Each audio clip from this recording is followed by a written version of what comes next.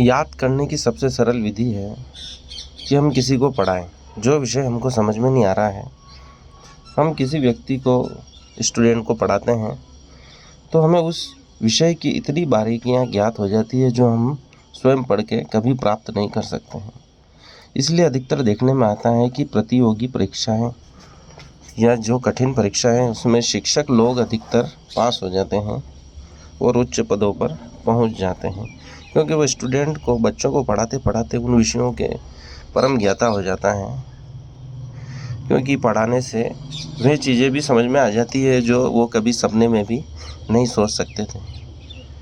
इसलिए हमारे ऋषि मुनियों ने कहा है कि जो भी ज्ञान प्राप्त हुआ है उसे बांट देना चाहिए। जो ज्ञान को उपलब्ध होकर भी ज्ञान बांटता नहीं है, वो ब्रह्म राक्षस की योनि को प्राप्त करता है।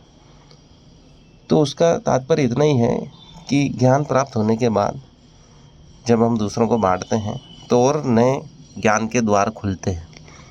वही ज्ञान सिर्फ तुम्हारे मन मस्तिष्क में नहीं रहता है, उसका विस्तार होता है, क्योंकि सत्य अनंत है, उसका कोई और न छोर है। जितना आप बांटोगे उतना और ज्ञानी होगे, उसके अनेक पहलुओं को जान पाओगे जो स्वयं पढ़ने से कभी प्राप्त हो ही नहीं सकता है।